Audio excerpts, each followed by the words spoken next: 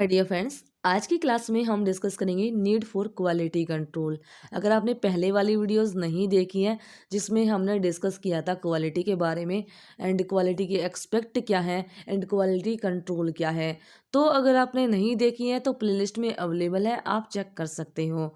तो आज की वीडियो शुरू करते हैं। तो जैसे अगर हम बात करें नीड का मतलब होता है ज़रूरत। क्या है ज़रूरत? क्या ज़रूरत है क्वालिटी कंट्रोल की? जब अगर हमने क्वालिटी कंट्रोल के बारे में अगर समझा है, तो क्वालिटी कंट्रोल का मतलब ये होता है कि क्वालिटी का मतलब कि ऐसा प्रोडक्ट बनाना जो कस्टमर की डिमांड से जो स्पेसिफिकेशंस निकल के आए हैं उसी के अकॉर्डिंग प्रोडक्ट को बनाना। और कंट्रोल का मतलब ये होता है कि हमें ऐसे मेथड को अप्लाई करना, ऐसे स्टैंडर्ड को फॉलो करना कि जिसके थ्रू क्वालिटी अच्छी मिले का मतलब ये है कि अगर रिजेक्ट ज़्यादा हो रहे हैं तो रिजेक्शन को कम किया जाए और जो क्वालिटी स्पेसिफिकेशंस के अकॉर्डिंग बने, यानी कि रिजेक्शंस को ना होने देना, उसी के लिए करेक्टिव एंड प्रिवेंटिव एक्शन लेना, मेजर्स लेना। तो इसलिए किया जाता है। तो इसकी ज़रूरत क्यों पड़ी, क्यों ज़रूरत पड़ी कि हम इतना सब कुछ कर रहे हैं? तो मान लो कोई भी बिजनेस है, कोई भी ऑर्गेनाइजेशन है, कुछ भी प्रोडक्ट बना रहा है, सर्विस दे रहा है, तो मेन कंसर्न ये होता है उसका कि कस्टमर जो रहे हैं ना, जिसके लिए हम कर रहे हैं, उसी को सेटिस्फेक्शन मिले। अगर कस्टमर सेटिस्फाई नहीं है तो फिर बनाने का क्या मतलब कुछ भी नहीं है, मतलब मीनिंग नहीं है।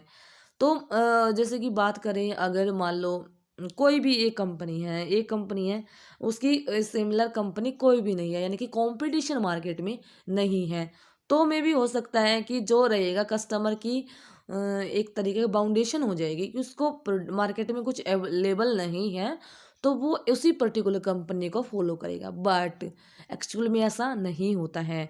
एक्चुअल में मार्केट कंडीशंस डिफर करती है, कंपटीशन हाई होता है। तो मार्केट में सर्वाइवल के लिए, यानी कि अगर कोई भी कंपनी है मार्केट में सर्वाइव करना चाहती है, फ्यूचर में ग्रो करना चाहती है, तो उसके लिए क्या करना पड़ेगा? उसको कस्टमर को भगवान मानना पड़ेगा, यानी कि जो कस्टमर की नीड को समझना पड़ेगा, कस्टमर क्या चाहता है उसको समझना पड़ेगा और उसी के अकॉर्डिंग काम करना पड़ेगा। तो मेनली क्या है, कस्टमर का काम भी हो जाए और काम ऐसा हो कि कम से कम कॉस्ट लगे। तो उसी के लिए हमें कम से कम कॉस्ट मिले और काम भी पूरा हो जाए, यानी कि प्रोडक्ट भी बने एज पर दी स्पेसिफिकेशंस बने जो कि कस्टमर के थ्रू निकल कर आई हैं। तो अगर इफ़ेक्टिव क्वालिटी कंट्रोल लेके आएंगे या अप्लाई करेंगे तो इन्हीं प्रॉब्लम का सॉल्यूशन निकल के आता है। तो कुछ इंडस्ट्रीज़ होती हैं जो कि क्या होती है कि जैसे कि मतलब डिपेंड करता है कि जहाँ पे ज़्यादा रिक्वायरमेंट है कि प्रोडक्ट रिजेक्ट हो ही नहीं सकता।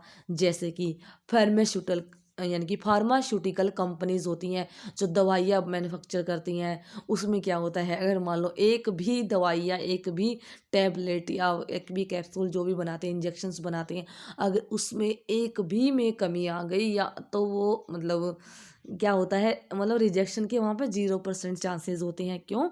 क्योंकि वहाँ पे अगर एक में भी कमी आ गई, क्योंकि वो प्रिक्योर यानी कि क्योर करने के लिए यूज़ होती हैं डिज़ीज़ को।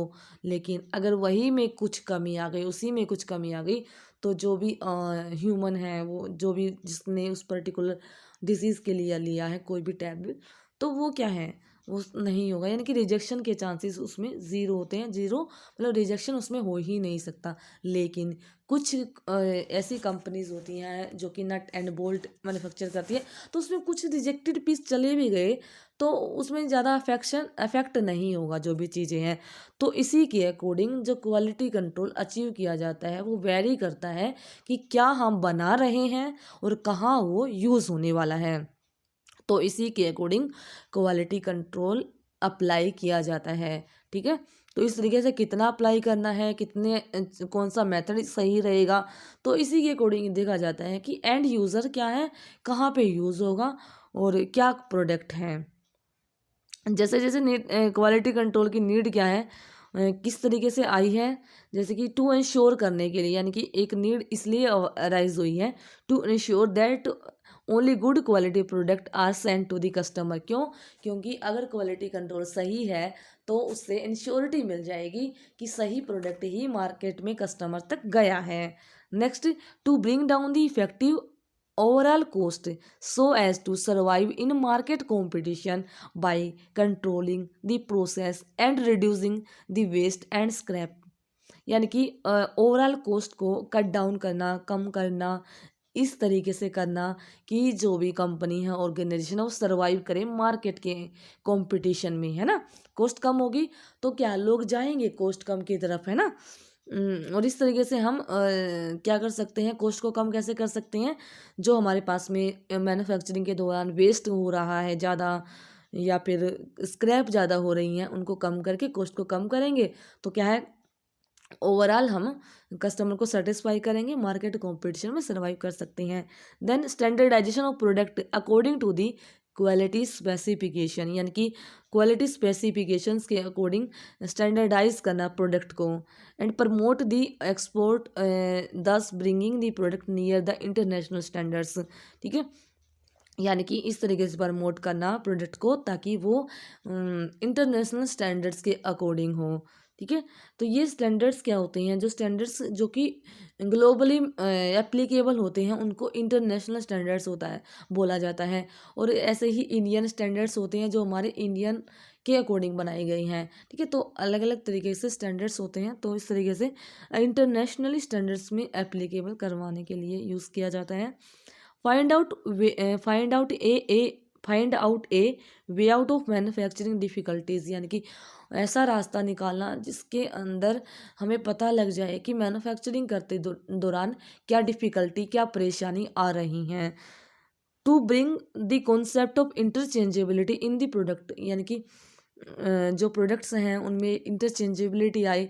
इंटरचेंजेबिलिटी का मतलब है कि अलग अलग प्रोडक्ट में कहीं पे कोई प्रोडक्ट बन रहा है लेकिन उसको यूज़ होना एक ही जगह पे, तो वो काम पूरा कर पाए बिना किसी कमी के या बार बार चेंज ना करके। मतलब कि इतने सारे प्रोडक्ट मान के चलो, यहाँ पे बहुत सारे पीसेस रखे हुए हैं, यहाँ पे बहुत सारे पीसेस अलग अलग प्रोडक्ट के रखे हुए हैं, जैसे कि ए एंड बी, लेकिन उसको हमने बनाना है सी प्रोडक्ट, तो सी के लिए इसकी भी रिक्वायरमेंट है, इसकी भी रिक्वायरमेंट है, लेकिन वो इस तरीके से काम करें कि यानी कि यूज़ इनका ऐसे हो कि ज़्यादा रिजेक्शन ना करना पड़े। मतलब कहीं से भी कुछ भी प्रोडक्ट उठाओ तो यहाँ पे असेंबल हो जाना चाहिए, यानी कि काम पूरा हो जाए।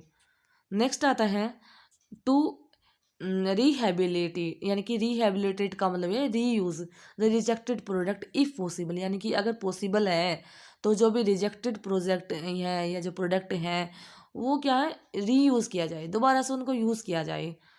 To bring hidden cost to picture, यानी कि जो हिडन कोस्ट होती है, यानी कि जो आइडल रहती है, चाहे वो मैन हो, इक्विपमेंट्स हो या मशीनरी हो, कुछ भी है, वो आइडल रहती है तो एक तरीके का पता नहीं चलता है। लेकिन क्वालिटी कंट्रोल अगर अप्लाई करेंगे तो ये पता लग जाएगा। ठीक है, तो ये था डिस्कशन। आई थिंक आपको हेल्पफुल लगा। अगर वीडियो अच्छी लगी है, हेल्पफुल लगी है, अपने फ्रेंड्स के साथ शेयर ज़रूर करना। मिलते हैं अगली वीडियो में अगले टॉपिक के साथ में। Have a nice day.